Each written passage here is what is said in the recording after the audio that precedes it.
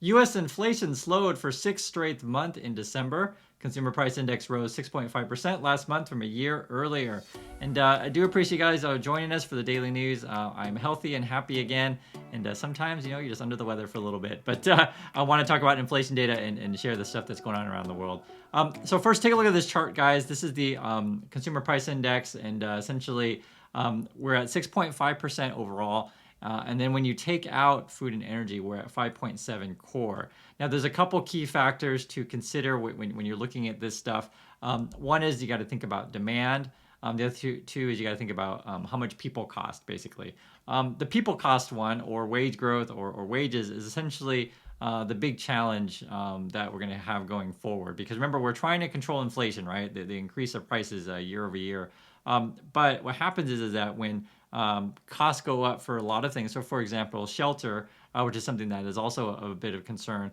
When something like rents go up and these sort of things, people need to get paid more to live in said place, and so they ask their work to say, hey, pay me more. Then work says, okay, fine, we'll pay you more, and then work then raises prices for consumers, and it kind of creates a loop. I'm sure you guys get this. So this is sort of where controlling inflation is going to be tough. Because wages still seem high. The other one is I'll show you guys this here.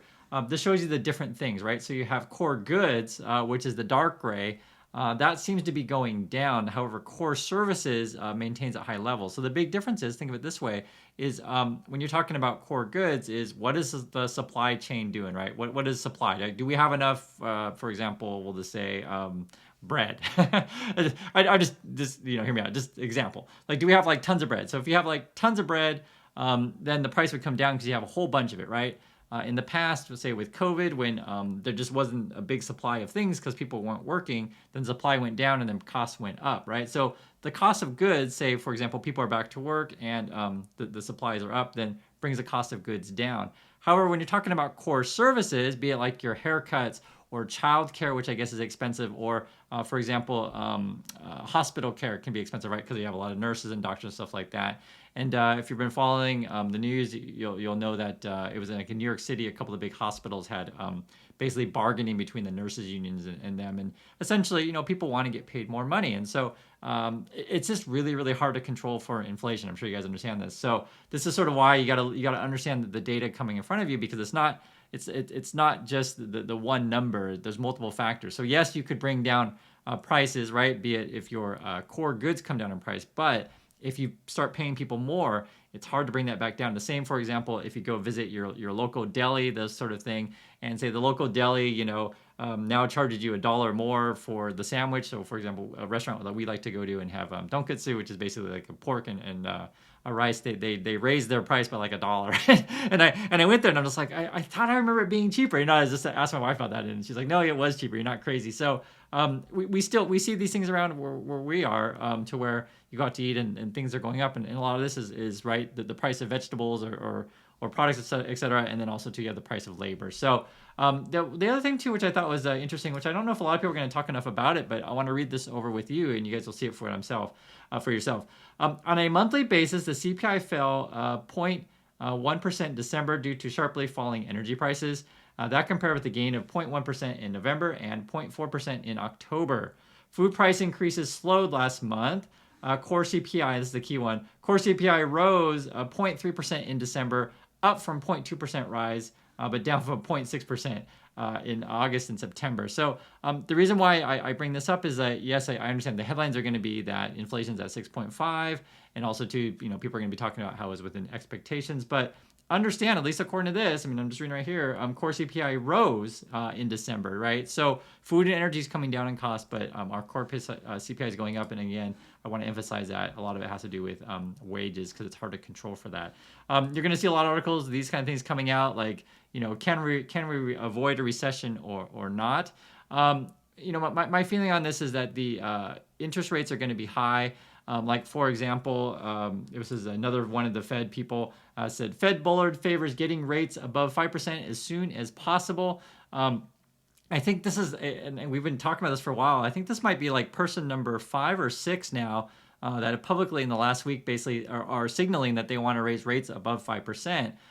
which is very, very different than what they were saying last year. So it's hard for me to be bullish on this sort of stuff when I can just read. This is what the Fed says. Bullard said Thursday it would be appropriate to get there as soon as possible. I mean, like just raise the rates up now and get it over with. Another quote from him: the Fed is going to have to maintain rates at high enough levels. It's talking about bringing inflation down.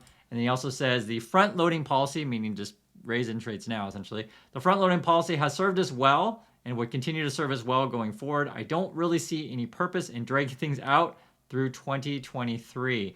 And again, we all know that they're raising rates, so he's just like, let's just do it. A lot of people have been saying, though, that they expect maybe a 25 basis point rate hike in February, and then maybe another 25 after that. However, here's the key is they're not going to be lowering rates. I don't see why they would at this point. Then now, what could happen if for example, if rates are going up, so high, and then suddenly you see just a huge demand crash, then yes, they would cut rates. But I don't think so. I mean, the way the Fed keeps talking, I mean, literally what they're saying is we're going to raise rates and keep them there for a long time. When we complain about inflation in USA at 6.5, just do be aware, places like Argentina, I just saw this. You can see it, Argentina inflation hits 95% in 2022. So even though things may seem, bad in USA, it's not that bad compared to other places like in Argentina. So if anyone is in Argentina, I'd love to hear your thoughts on this sort of thing. But that is crazy. 95% is just unreal. Also, two things that are unreal. I saw this headline here. You can read it. Elon Musk fan with 2,900% gains sees 1.5 million wiped away. Oh, that's crazy. Basically, it was an article about all these Tesla fanboys and fangirls who got on the Tesla train, say back in like a 2018, that kind of thing, and then essentially held the stock for this last, say, 4 or 5 years, watched the stock go up like crazy. Peak, and peak was probably around 2021, something like that. I don't remember the exact peak, but watch it peak out and then just watch it sink down 70% from the peak. And it's for me, that's crazy. But I understand if you got into it 2018, you're just so used to it always recovering. However, the phrase that you always want to know is just don't fight the Fed. So when the Fed came out, like even though they come out now and say, hey guys, we're going to be raising interest rates, you got to take that stuff seriously. And it's something like a Tesla has always been overvalued for a long time. And I get it. There's Tesla fanboys and fangirls who just think I'm crazy, but the stock is down 70%. We may not be going to a recession. Interest rates are high, and you got competition coming in. So, it's not just making random stuff up. For example, here you always see these articles like BYD, which is was the Warren-backed one. He sold some of his stock. This was a Chinese brand, and this one that they're saying they're trying to make a headway into India. There's going to be a competition there as well. Switching over to politics a bit, true story. It seems like I had to laugh because it seems like they found yet more like I don't know if we want to call it classified type stuff in Biden's possession. Evidently, I think it was in a garage in Delaware, is what they're saying, and I laugh because this is really, and I'm keeping it real with you guys. This is really going to divide people who you'll know who are partisan or not. So if people say, oh, Trump is so bad, but Biden's so good, then they're partisans, obviously. So my opinion on this sort of issue, if they find documents that Biden had and they're purposely trying to take, documents they're not supposed to have and purposely trying to destroy documents and like doing lots of bad things, then they should face the penalty. And I think that is a fair thing to say. But again, I repeat, if people are like, hey, there is X crime. X crime is, having documents not supposed to, but it's okay for one and not okay for another, then that person is partisan and completely unfair. So I try to be as fair as I can. It doesn't matter to me if Biden is guilty or innocent. I said that several times, and I just want to say that this is also probably the right move as well. It looks like they're appointing a special counsel to investigate Biden. What are you doing with this stuff? So I agree with that fully. What I don't like about this stuff, though, is that I read through the things for myself, and I think they're trying to drag the university into my university. And you can call bias there if you like, but I literally read through the stuff, and this is the claims that they're making, and I'll tell you why it's ridiculous. So basically, the Fox News kind of people will say, hey, University of Pennsylvania, you took a bunch of money from China, therefore you are bad. And the reason why I laugh is because, guys, this is real. Like pretty much every major university, international university, right, in the Ivy League or otherwise, right, big universities take money from other countries, be it Saudi Arabia, be it England, be it China. I was looking at stuff just the other day. Be it like I was looking at data at Harvard, and it was just like it's just money from all over the world. It's like 59 country kind of thing, and so it's kind of a dumb argument to say pen is bad because they take money from China.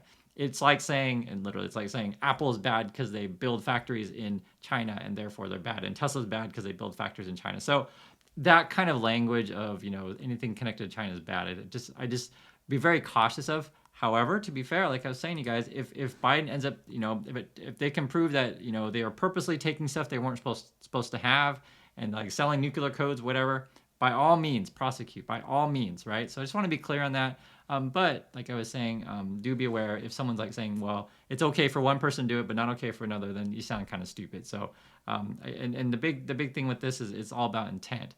Are they purposely doing bad things or not, right? So for me, it's obviously the difference between Biden and Trump, but you guys got to make up your own mind on that for yourself. Just want to be clear on that. Also, too, regarding this kind of like criminal activity, Sam Bankman-Fried, he wrote a blog post. I could make a separate video about the blog post. I might. I'll have to go through it. But basically, he's just trying to say I didn't do it. That's basically what it is. I didn't steal the $8 billion, but I don't believe anything that he says. It's my point of view on that. And yes, he's pleading not guilty. And you just, you can't believe anything he says. So that's my opinion. This was an interesting one, actually. Subway's looking to sell. I guess they're valuing the company at $10 billion. And the thing I was looking at, I was like, okay, so why are you selling, right? And this is a quote from Subway. Basically, they don't say why. They say, quote, as a privately held company, we don't comment on ownership structure and business plans. We continue to be focused on moving the brand forward with our transformation journey to help our franchisees be successful and profitable. So basically, they don't say why they might be selling. And it's interesting because they have 21,000 locations, 9.4 billion in sales in 2021. And then they have, so it's 21,000 in the U.S. Locations around in the U.S. And then they have 37,000 locations worldwide. I believe we do have Subways in Korea. I say I believe because I never go there. But, for me, actually, talking about Subway or whatever, I'm actually a big Chipotle guy these days. I used to go to Subway when I was younger if you want, something healthy, something cheap, because, we don't always just want to eat McDonald's, that kind of thing. I'm more of a Chipotle person myself. So I would imagine that Chipotle's been eating at their business, but I don't think Subway's going to disappear because sometimes you do want a sandwich. And it was funny because I was thinking about this and I want to pose this question to you guys. If you had to pick among U.S. brands of which you think are last, and I'll give you some choices, say going through recession. So we have like a McDonald's, Subway, Starbucks, and Chipotle. Those are the four: McDonald's, Subway, Starbucks, and Chipotle. I'd love you to write in the comments to rank the order that you think are going to be essentially the best brands. If you were to go out and buy a business today, which would you buy? And the reason why I mentioned these four is because you have some that are sort of like no matter what the economy does, are they still going to go buy food? Yes, people go buy food. But I think the Starbucks, an interesting one, is no matter what the economy does, are people still going to buy the $8 coffee or $10 coffee? So I can tell you my wife still likes to buy that stuff. And I never get it myself, you guys, because I always look at the price of coffee and I was like, oh my God. But you pay for the experience when you go to those kind of places. So anyway, I just wanted to ask you guys this. But yeah, Subway is selling, and they won't say why. Also, too, they seem to be moving their headquarters down to Miami, which a lot of places are moving down there. And it's interesting, speaking of Miami, the FAA, if you guys were flying this week, you probably saw in the news that they grounded a whole bunch of flights.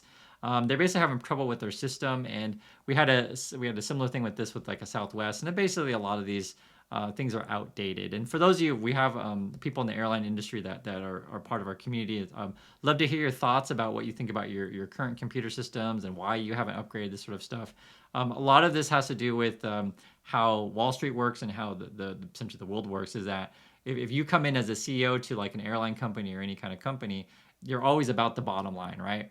Now, for the good of a company, you should be investing in new computer systems, this kind of stuff, right? And you essentially call this a digital debt, meaning that you essentially kind of owe the digital world, I guess you should say, and you keep falling deeper and deeper into digital debt when you should have paid off that debt, meaning that you should have invested in better digital technology earlier on.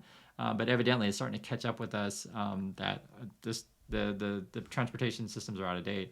The other thing too, I mentioned the Miami thing connected to the FAA, is evidently Florida has been the region to where there's had massive increase of people traveling to and fro. So it was interesting that, say, Subway moved their headquarters down there, and we know FTX was down there as well. It's a lot of other crypto companies. So for those of you who are into this stuff, I'd love to hear your thoughts on your current computer systems and if they are talking about upgrading. And speaking about computer systems, this was an interesting one. Uh, Evidently, JP Morgan, they're like suing another company. It was called Frank.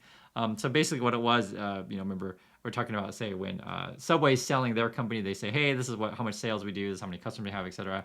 JP Morgan bought a company, and then said company actually lied about how many users they had. And so this is actually going to be a thing going forward. It's the same with like a Twitter situation when Elon Musk bought that, is when you're buying something, you want to know, like, what is your actual assets? Like, how many accounts do you actually have? But evidently, this was a real thing. Someone tried to cheat JP Morgan and fake all the accounts that they had. It was like a financial aid thing, but that is the thing. And then the last thing in the digital world, which is going to be a really important story. I've mentioned this a few times, and we're tracking it. So the Supreme Court is actually looking at how much liability does a big tech company have for stuff on their platform.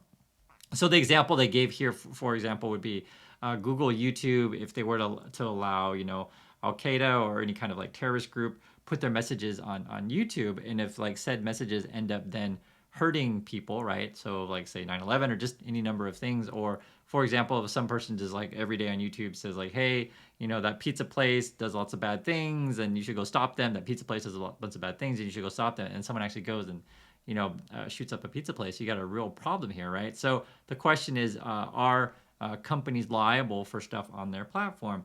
Now, Google is saying if the Supreme Court rules that essentially YouTube is liable for all stuff on their platform, then they will have to really increase the content moderation. So this is something that I mentioned several times on this channel. I have no problem with content moderation because I get it, right? The same way, I'm keeping it real, guys. You have no idea. Sometimes I'll read stuff that's like people just like make up this crap. They just make up crap. Like just make up crap. I'm not going to repeat it, but just like you'll see it, and it'll be like things that are like completely, verifiable. Like, for example, I'm married, and then like people just make up crap that I'm not married and stuff like that. Like just for example, and it's just like what? And it's really weird. So I'm just giving you all sorts of things, and it is a problem. So when people talk about freedom of speech, freedom of speech, freedom of speech, it's not that simple because, again, if someone's putting out messages that may harm other people or putting out messages that are just verifiably completely untrue, it's a big problem. Or just have a whole bunch of bot accounts that reinforce things that are completely untrue. This is a huge issue. So for big companies like a Google, a Meta, Apple, etc., what the Supreme Court decides on whether or not a big tech company is liable for all the stuff on their platform is going to be a really interesting. So Google is saying, of course, that this is going to be important, and they're going to be having their lawyers and stuff like that. So they don't want to be held liable, of course. But if they are, then they're going to have to really increase content moderation. So anyway, that's been your daily news. Thanks again for watching, and do appreciate everyone for the well wishes. I recovered, I'm alive, and I'll keep doing this every single day. So thanks again. I'll catch you again next time.